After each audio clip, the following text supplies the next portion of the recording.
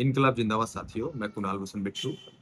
और हाल ही में मैंने एक किताब खत्म किया है जिसका नेहरू और बोस के पैरेलल लाइव्स के बारे में बताता है। किताब का नाम है और इनके राइटर है रुद्रांशु मुखर्जी, जो 14 में इन्होंने किताब लिखा था। इन्होंने बड़ी अच्छी तरीके से बताया है कि कैसे नेहरू और सुभाष चंद्र बोस की जो जीवन तो है कैसे बड़ी शानदार तरीके से चली, और इस किताब में बड़ी अच्छी से इस चीज़ को प्रेजेंट किया गया है। और मैं चाहता हूँ कि आप लोग भी किताब को पढ़ें। मैंने जो पढ़ा है उसको सारांश कुछ आप लोग के समक्ष बताना चाहता हूँ कि कैसे नेहरू और सुभाष चंद्र बोस की जो लाइफ थी, कैसे स्टार्टिंग में एक जैसा था और एंडिंग बड़ी भयावह दोनों के अलग अलग हुए। तो रुद्रांशु मुखर्जी बड़ी टाइमलाइन के हिसाब से उन्होंने बड़ी तरीके से इस चीज़ को नोटिस करते हुए हम लोग के समक्ष किताब के माध्यम से रखा है कि भाई कैसे उन लोग का जीवन जो है बड़ी शानदार तरीके से रहा है। तो उन लोग काफ़ी इसको चैप्टर वाइज इन्होंने रिप्रेजेंट किया। उसमें से कुछ भाग जो मैं आपके समक्ष रखना चाहता हूँ। तो इन्होंने दो मेजर लीडर जैसे जवाहरलाल नेहरू, जो first prime minister of India बने, और सुभाष चंद्र बोस के पैरेलल लाइफ्स, जो कैसे स्टार्टिंग से एंडिंग तक उनका लाइफ्स जो है कैसे कॉन्ट्रडिक्शन हुआ, कैसे एक दूसरे से सहमति भी बने, कुछ मामले में असहमति हुए, इस चीज़ को लेकर बड़ी तरीके से। और एक उस जनरेशन का टू सबसे बिगेस्ट लीडर माना जाते हैं दोनों व्यक्तियों के। नेहरू का बॉर्न 1889 में हुआ उनका, और सुभाष चंद्र का बोस का जन्म जो है 97 में हुआ। यानी थोड़े छोटे थे सुभाष चंद्र बोस जो है 1897 में, और नेहरू जी का बॉर्न 89 में। तो दोनों एक अच्छे एजुकेशन फैमिली से बिलोंग करते थे। उनका रिलेटिवली देखा जाए तो फैमिली एकदम प्रिविलेज तो है, बाकी अच्छी थी। और दोनों का पढ़ाई इंग्लैंड में हुआ, और इंग्लैंड में जैसे नेहरू जी ने पढ़ा और हैरी और कैम्ब्रिज में जो लॉ की ट्रेनिंग किए थे, और हमारे जो सुभाष चंद्र बोस ने उस पढ़ी और कैम्ब्रिज में और क्वालिफाइड किया था इंडियन सिविल सर्वेंट के तौर पे। तो अम, दोनों का एक मानसिकता था कि वो ब्रिटिश राज में उन्होंने अनकंफर्टेबल खुद को फील कर रहे थे कि मैं किसी ब्रिटिश के अंडर में काम करने लायक व्यक्ति नहीं हूँ, इससे ज़्यादा रिवोल्यूशनरी वो सोच सकते थे। और और उनका दिमाग में ये था कि भाई जो पावर बने वो सेंट्रल तरीके से बने लोगों के बीच में जो है। बैकग्राउंड दोनों का ये था कि और दोनों के बैकग्राउंड में ही एंटी कॉलोनियल सिस्टम जो है पहले से घर कर गई थी। तो इस चीज को लेके वो चाहते थे कि पूर्ण स्वराज। कांग्रेस जो उस समय की जो कांग्रेस थी, जो धीरे धीरे अपने पैर पसार रही थी पूरे भारत भर में। तो कांग्रेस का लीडर लोग चाहते थे कि भाई कि ठीक है हम लोग आधा आज़ादी ले ले, या फिर कुछ ऐसा सेंट्रल का आज़ादी को कोई ऐसे और को जो इंटरनली जो हम लोग जो बैठ के तय करेंगे वो हम लोग कांग्रेस के जो है या फिर लोकल बॉडीज को तय करेंगे। जो सेंट्रल और जो विदेशी नीति है उसको लेके कांग्रेस में ही कॉन्ट्रडिक्शन था कि कोई चाहते थे कि नहीं वो अंग्रेज ही देखे, और कोई चाहता था कि नहीं पूर्ण स्वराज हो, जिसमें से सुभाष चंद्र बोस और जवाहरलाल नेहरू पूर्ण ये चाहते थे कि पूर्ण स्वराज हो, यानी कि हम बाहर भी देखें अंदर भी देखें, अपने अंदर भी और बाहर के भी जो भी लॉस हम तय करें वो हम लोग खुद तय करें। तो ये इनमें बड़ी समानता थी कि वो चाहते थे पूर्ण स्वराज करें। और और ये दोनों नेशनलिस्ट थे, नेशनलिस्ट और रेडिकल नेशनलिस्ट की ओर काफी इस चीज को बढ़ा दिया, क्योंकि दोनों यूथ थे, बहुत यंग थे, बहुत ही नौजवान थे उस समय। और चाहते थे कि जो इंडिया का जो स्ट्रगल है, जो इंडिया का जो फ्रीडम स्ट्रगल है, वो उसको बहुत तेजी से आगे बढ़ाएं। और ये बार बार क्लैश हमने देखा है कि महात्मा गांधी जी के साथ, जो महात्मा गांधी उस समय सोच था उनके साथ ये बार बार क्लैश होता था कि महात्मा गांधी कहते थे नहीं इसको स्लो स्लो मोशन ले जाए, कि किसी चीज को बहुत देखते समझते हुए कोई काम करना पड़ेगा। लेकिन ये नेहरू और गांधी दोनों चाहते थे कि बहुत तेजी से करें और तुरंत हम लोग इसको आज़ादी अपने हाथ में ले लें। और सभी को पता है कि 1947 में हम लोग मिले, लेकिन इसके प्रोसेस बहुत पहले से शुरू हुए थे, जिसमें से अहम रोल है महात्मा गांधी और सुभाष चंद्र बोस का। तो उसी रोल के विषय में काफी है। तो महात्मा गांधी के साथ थोड़ा सा ज्यादा तालमेल इनके साथ रहा नेहरू जी के साथ, और सुभाष चंद्र बोस शुरू शुरू में रहा, फिर उसके बाद वो एक दूसरे का राइवलरी बन गए। हालांकि दोनों के साथ महात्मा गांधी का रिलेशन काफी डेवलप्ड हुआ, और नेहरू महात्मा गांधी के साथ डिसएग्री इस मामले में हो जाते थे कि जैसे इंटेलेक्चुअल क्वेश्चन के लिए बहुत सवाल खड़ा करते थे महात्मा गांधी से, और इंडस्ट्रियलाइजेशन चाहते थे कि देश में लाए, लेकिन महात्मा गांधी थोड़ा सा इस चीज को लेके बड़ी बारीकी से देखते थे कि जो दुनिया का दो अलग देश जो है वो इंडस्ट्रियलाइजेशन के कारण वो काबिज हुआ था, फिर से गुलाम बनाया गया था। तो उस चीज को लेके ये थे, और वो चाहते थे कि सोशलिज्म हो, साइंस का बढ़ावा मिले। ये नेहरू जी का मतलब का अपना पर्सपेक्टिव था, और गांधी जी से थोड़ा सा इसमें कॉन्ट्रडिक्शन होता था थिंकिंग के मामले में। और लेकिन फिर भी नेहरू जी गांधी जी के साथ पैरेलल चलना ज्यादा सहूलियत समझते थे। और वो भी जानते हैं कि नेहरू और गांधी का आपस में कितना अम, जुड़ाव था, एक फैमिली से लेकर बढ़कर सब कुछ था उनके साथ में, एक मैंने देश के लिए भी और हर चीज के लिए भी था। लेकिन यहाँ पे सुभाष चंद्र बोस थोड़ा सा इस पर कॉन्ट्रडिक्शन करते हैं कि भाई कि गांधी जो वो और काफी क्रिटिसाइज किया इस पूरे बुक्स में। मैंने देखा है कि गांधी जी का सबसे ज्यादा क्रिटिसिज्म अगर कोई किया है तो वो हमारे सुभाष चंद्र बोस ने किया। और कई मामले में हम लोग भी पढ़ने के बाद लगा कि नहीं, कुछ मामले में सुभाष चंद्र बोस सही थे कि देश की आज़ादी के लिए ये सब स्टेप उठाना बहुत जरूरी था। और देखा जाए तो गांधी जी उस जमाने से आते थे, उनका उम्र भी उस कदर हो गया था जो नौजवान युवा की तरह नहीं सोच पाते। लेकिन आज भी हम देखेंगे अपने समाज में जो युवा सोचता है वो बड़े बुजुर्ग थोड़ा सा काटते हैं। और इसी बीच में काफी प्राचीन मतभेद होते हैं, जैसे अपने पेरेंट्स और गार्जियन में आप देखते होंगे, गार्जियन में और आपसे काफी ज्यादा मतभेद होते हैं किसी थॉट्स को लेकर। लेकिन दोनों का मकसद एक ही था कि मुझे पूर्ण समाज स्वराज चाहिए, 100% चाहिए। किसी को तेजी से चाहिए था, बहुत जल्दी चाहिए था, और किसी को स्लो स्लो में कि भाई सब चीज को देखते हुए कोई गलतियां ना हो। ये गांधी जी इस चीज के लिए पक्षधर थे।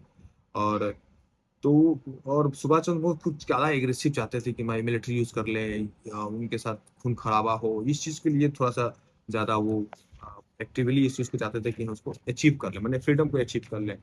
और नेहरू और बोस जो है काफी हद तक पॉलिटिकली एलाइज भी थे, क्योंकि वो नेहरू जी और गांधी जी कांग्रेस टीम में वो लेफ्टिस्ट का काम करते थे, मतलब लेफ्ट साइड, मतलब लेफ्ट आइडियोलॉजी रखने वाले लोग थे। भाई ये दो व्यक्ति जो है काफी सिमिलरिटी था इन दोनों के बीच में। और सिमिलरिटी जैसे जैसे मान लिया सपोर्टेड कंप्लीट इंडिपेंडेंस, चाहते थे कि देश जो है कंप्लीट इंडिपेंडेंस हो, ब्रिटिश का कहीं भी एक फ्लैग का भी एक तिनका भी उसका इसमें ना रहे, वैसा चाहते थे वो।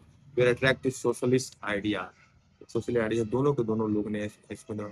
और इम्परलिज्म को अपोज करते थे, मतलब कि उसको नहीं नकारते थे कि भाई नहीं चाहिए मुझे। हैड इंटरनेशनल पॉलिटिकल इंटरेस्ट, और इंटरनेशनल पॉलिटिक्स के विषय में भी काफी इनको रुचियां थी दोनों व्यक्ति के लिए। काफी क्यूरियोसिटी था कि इंटरनेशनल पॉलिटिक्स में चल क्या रहा है, उसका हम लाभ कैसे ले सकते हैं।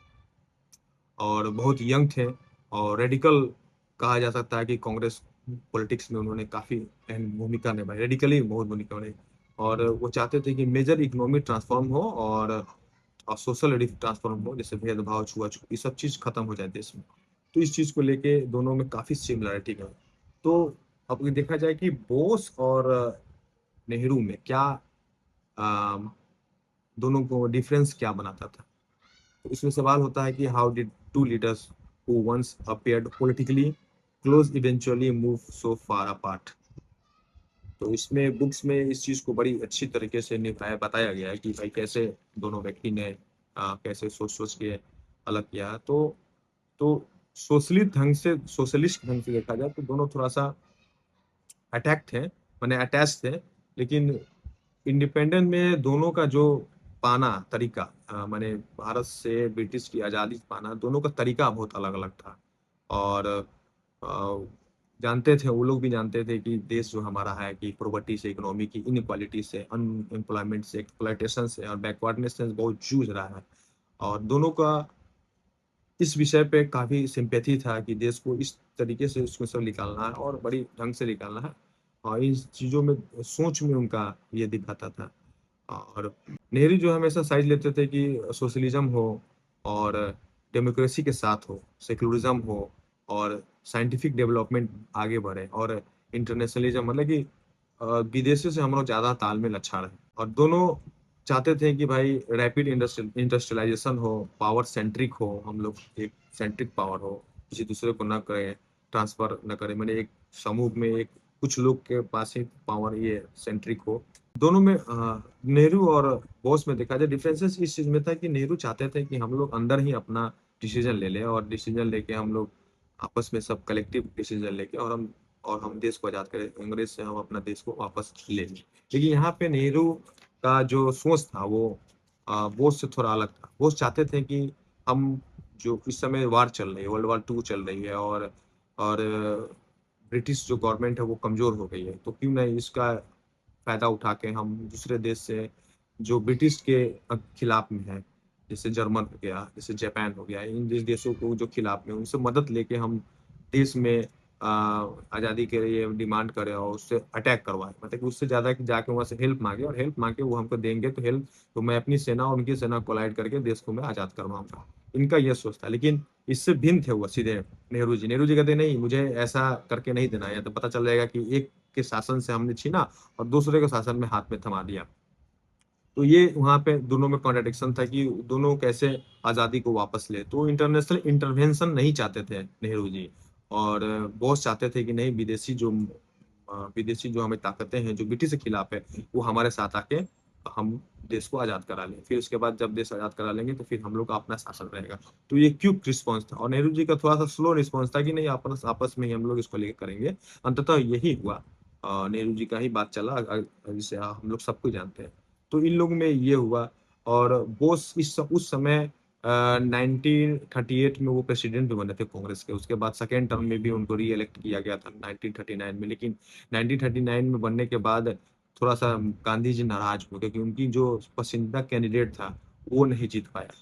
इसके कारण से एक रूमर्स है, या फिर सच्चाई भी कह सकते हैं, कि बोस को जो कमिटी था, बोस के जो सुभाष चंद्र बोस के जो प्रेसिडेंसी अंदर कमिटी था, वो सभी को रिजाइन करवाया, और रिजाइन करवा के बोस को, सुभाष चंद्र बोस को अल्पमत करवा दिया, ये कोई काम ना हो पाए सुभाष चंद्र बोस से।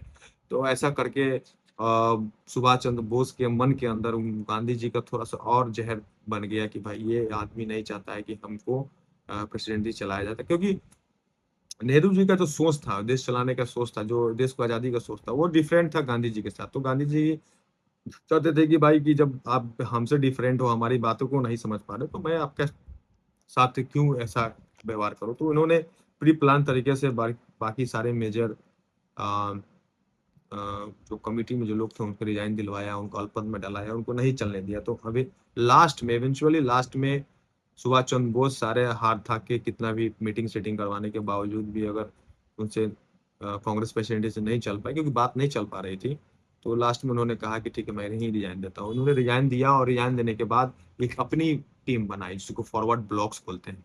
फॉरवर्ड ब्लॉक्स बनाया, उसमें काफी मैंने एग्रेसिव लोगों को उसमें डाला गया, कि एग्रेसिवली लोग उसको सोचे कि भाई देश को आजादी करना, अब आप हम हथियार उठाने के लिए तैयार है, अब हम गोली बम बारूद का इस्तेमाल करेंगे।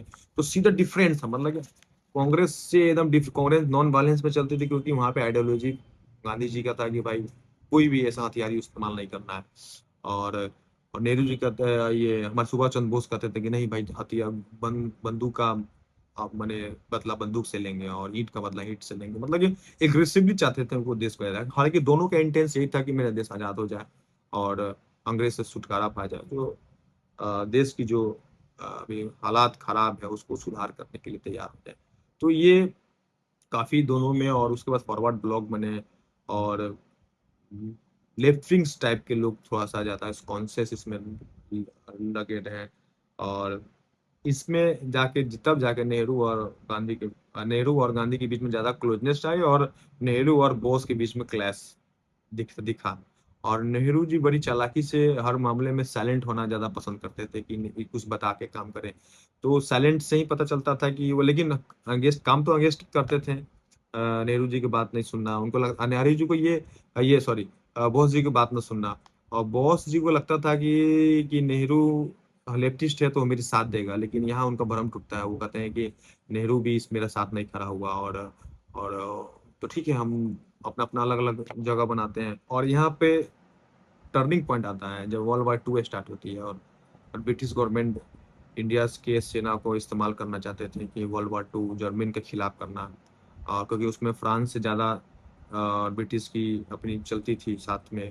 तो वर्ल्ड वॉर 2 में ब्रिटिश तो शामिल था ही, तो वो चाहता था कि सैनिक हमारे इंडिया से भी जाए। तो बहुत सारे कांग्रेस लीडर से सहमत भी थे, ठीक है आप मुझे गारंटी दो कि इसके बाद आप हम मुझे इंडिया इंडिया को आप फ्री कर दोगे, तब मैं वर्ल्ड वॉर 2 में सम्मिलित होऊंगा, नहीं तो सम्मिलित होऊंगा। लेकिन इसके अलावा भी वर्ल्ड वॉर 2 में इंडिया ने ब्रिटिश के पक्ष में जाके और फ्रांस के पक्ष में जाके उन्होंने लड़ाई लड़ा। इसके एक खिलाफ थे, नेहरू भी खिलाफ थे और सुभाष चंद्र बोस भी खिलाफ थे। तो देखिए सुभाष चंद्र बोस को कि मुझे कुछ यहाँ पे कुछ मिल नहीं पा रहा है, मैंने कुछ अपॉर्चुनिटी नहीं मिल पा रहा है ब्रिटिश को भगाने के लिए, तो उन्होंने सुभाष चंद्र ने ट्राई किया कि क्यों ना जाके उनके राइवलरी जो है, ब्रिटिश के राइवलरी जो जर्मन है, जर्मन का साथ ले लें। तो जर्मनी गए, जर्मनी में शायद उनकी एक गर्लफ्रेंड भी थी, अच्छा जर्मन जर्मन गर्लफ्रेंड थी, उनके साथ बच्चे-वच्चे भी हुए। तो ये बहुत प्राइवेटली है, लेकिन ये बुक्स में सब खुला हुआ है कि उनके विदेशी एक वाइफ थी और वो ब्रिटिश के खिलाफ में वो जर्मन जाके वहाँ पे रहे, वहाँ पे हिटलर से बात की, उनके ऑफिसर से बात की कि मुझे ये दिया जाए। तो बहुत सारी चीज़ों घटनाओं को लेके वे असिस्टेंट खोज रहे थे कि भाई ब्रिटिश के खिलाफ में मुझे जर्मनी जो है हेल्प करे और मैं यहाँ पे भारत में आके इसको इस्तेमाल करके अपने सैन्य के साथ इस्तेमाल करके ब्रिटिश को यहाँ से भगा दूँ, क्योंकि उसमें ब्रिटिश बहुत कमज़ोर पड़ गया था। तो ये जो चीज़ था कि काफ़ी हद तक ले होश में दिख रहा था कि वो किस तरह से भारत देश को आज़ादी के लिए वायलेंस का इस्तेमाल करने का तैयार है, कि उसको लग रहा था कि भाई इस तरह से काम नहीं चलेगा गांधी के हाथ से, अगर देश आज़ाद नहीं होगा तो क्यों ना हम लोग पावर का इस्तेमाल करें। तो पावर के लिए दूसरे देश से हेल्प मांगना स्टार्ट किया। तो इसी क्रम में उन्होंने एक इंडियन नेशनल आर्मी का भी संस्थापन किया था, जो आज़ाद हिंद फौज के नाम से जानते हैं, आज़ाद हिंद के नाम से जानते हैं, जो जब वो जापान की ओर कूच किए थे, जब देखे कि उधर से कुछ मिल नहीं रहा है, तो जापानी उस समय काफ़ी एक्टिव मिलिट्री था, अधिकांश चाइना से लेके इधर नॉर्थ ईस्ट साइड तक पहुंच गया हुआ था, जो इम्फाल तक आ गए थे उस समय। और उस समय अहम भूमिका था इनका भी कि उस समय सोचे थे कि नॉर्थ ईस्ट घुस के हम लोग, बर्मा से घुस के हम लोग देश को आज़ाद करवा लेंगे, कलकत्ता तक पहुँच के आज़ाद करवा लेंगे। तब उसी समय घटनाक्रम हुआ कि नागासाकी और हिरोशिमा में बम गिराया गया अमेरिका के द्वारा, और फिर जापानीज़ जो मतलब कि सेना थे वो बैक वहाँ से हो गए। तो वहाँ पे तब जाके दिखता है कि सुभाष चंद्र बोस जो है आज़ाद फौज का जो पूरा एक जनसलाब लेके आ रहे थे, उसमें हमको लगता है कि 50,000 तक लोगों ने, इंडियन आर्मी ने साइन किया था, और थाईलैंड से लेके, बर्मा से लेके इधर आपको सिंगापुर तक ले, मतलब कि इंडियन जहाँ जा रहे थे तो वहाँ उन्होंने चाहा कि भाई सुभाष चंद्र बोस के साथ आज़ाद हिंद में घुस के हम देश को आज़ाद कराएं बाई बाई वेपन्स के, मतलब कि वायलेंस इस्तेमाल करके। तो वो सिनेरियो कुछ चेंज हुआ, फिर बम गिरे, जापान कमज़ोर हुआ, जापान वहाँ से रिटर्न आ गए, फिर इनका भी स्थिति कुछ कमज़ोर हुआ। तो फिर वहाँ से जैसे ही वो लोग सुभाष चंद्र बोस वहाँ से निकले और सोचे कि फिर से जाके ऐसे करते हैं, तो एक प्लेन क्रैश में टोक्यो से शायद निकल रहे थे, तो प्लेन क्रैश में उन्हें उनकी जान चली गई और वो मारे गए। उसके बाद से दोनों का बीच का जो पैरेलल पैरेलल जो लाइफ था, तो एक आदमी समाप्त हो गया, दूसरा नेहरू जी, देश आज़ाद हुआ, बहुत सारी कहानियाँ बीच में हैं, फिर आप कभी पढ़ेंगे तो उसके बारे में बहुत डिटेल्स में जान पाएंगे। और फिर फर्स्ट प्राइम मिनिस्टर बने और उन्होंने कुछ दिन तक शासन किया, बहुत सारे 5 वर्षीय योजना का शुरुआत किया नेहरू जी ने, जो उनका ड्रीम प्रोजेक्ट था, ड्रीम चीज़ था कि पॉवर्टी को हटाना है, कास्टलेस सोसाइटी बनाना है, अनएम्प्लॉयमेंट खत्म करना है। तो बहुत सारा चीज़ को लेके उन्होंने 5 वर्षीय योजना चालू किया। वो बोस के ना रहने के बावजूद, लेकिन बोस को हमेशा वो याद करते थे कि एक ऐसा व्यक्ति था जो हम लोगों की विचारधारा से असहमत था, लेकिन उनका एक गोल था, और वो अगर इस भारत आज़ाद में रहते तो जो अच्छा कर देते हैं और भारत आज कुछ अलग दिखता बोस के रहने के बाद। लेकिन अनफॉर्चुनेटली सुभाष चंद्र बोस ने प्लेन क्रैश में मारे गए, और बहुत रहस्यमय चीज़ है कि प्लेन क्रैश में कैसे मरे, किसी ने मरवाया, फिर क्या हुआ। तो इसमें ये मुखर्जी जी ने अपनी किताबों में बड़ी चीज़ तो ये चीज़ को दर्शाया है कि भाई दोनों आदमी नेशनलिस्ट थे, एंटी नेशनलिस्ट था, मॉडर्न आउटलुक था उन दोनों का, इंटरनेशनल रिलेशन को बहुत मजबूती तरीके से समझते थे, सोशलिस्ट थे, सिंपैथी था, एम्बिशियंस उनके पास बहुत गजब था कि देश को ट्रांसफॉर्म करना है। तो ये रहा कि इन लोग दोनों के बीच में जो घटनाक्रम गुजरी, उसको किताब में बड़ी बारीकी से बताया। आप कभी फुर्सत निकाल पढ़े तो अच्छा लगेगा। और इसमें सवाल खर्च खरक मैंने हम लोग के समक्ष छोड़ देता है कि भाई सवाल इसमें कि who should lead the national movements, और how should India fight British imperialism, what political method are were expected and achieve independence. तो बहुत सारा कॉन्ट्रडिक्शन है इस सवालों में कि भाई इसके बाद हुआ क्या, और क्या था कारण कि लोगों में ये जुनून पैदा हुआ कि भाई इसको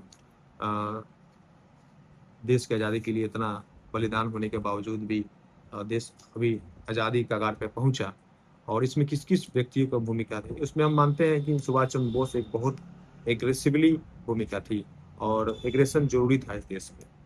और एग्रेशन इस मायने में जरूरी था कि अ, एक व्यक्ति अगर सारा व्यक्ति अगर घर में अगर शांत बैठेंगे और सदाचारी होंगे, तो घर को कोई भी आके आपके तहस-नहस करने चला जाता है। लेकिन किसी घर में एक व्यक्ति अगर उसमें उपद्रवी हो, लोग को नज़र में जाए कि अगर इसको टच करते हैं, इस फैमिली को टच करते हैं, तो ये व्यक्ति जो है रिप्लाई देने के लिए सोचेगा नहीं, और कुछ भी मामला खड़ा कर सकता है, आपको रिप्लाई दे सकता है, वायलेंसली रिप्लाई दे सकता है। तो उसमें ये कड़ी जो है सुभाष चंद्र बोस ने काफ़ी तरीके से दिखाया कि आप अगर नहीं मानते हो देश में, तो मैं किसी बाहर से देश को ले आके भी आपको लड़वा सकता हूँ और सेना खड़ा कर सकता हूँ बाहर के देश में। उन्होंने किया, करके दिखाया भी।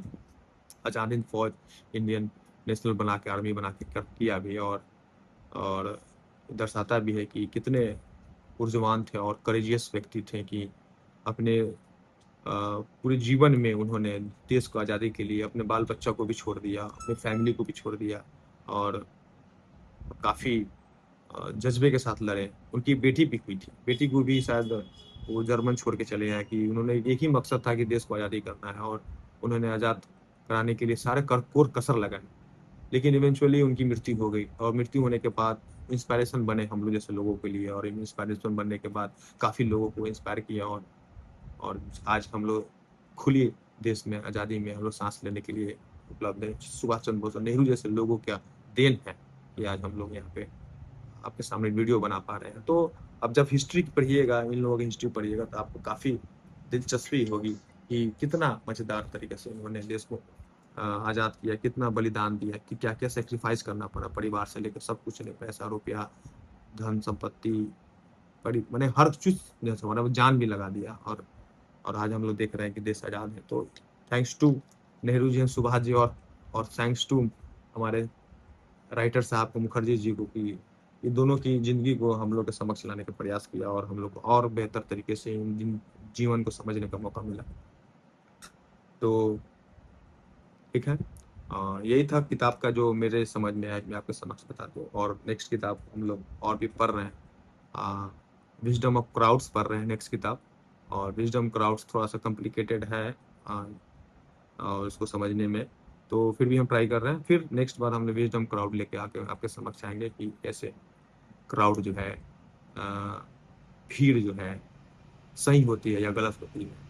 और कई मायने में क्राउड जो है सही पाई जाती है, जो देश के लिए और राष्ट्र के लिए अच्छा पाया जाता है, चाहे किसी चीज़ मुद्दा के लिए अच्छा पाया जाता है। कभी-कभी भीड़ जो है बेकाबू होने के बावजूद वो राष्ट्र का अहित कर देता है, नुकसान कर देता है। तो इस सब चीज़ को लेके काफ़ी चीज़ को लेके है, पढ़ेंगे तब उसके बारे में बताएँगे। ठीक है? जय हिंद, इनकलाब ज़िंदाबाद।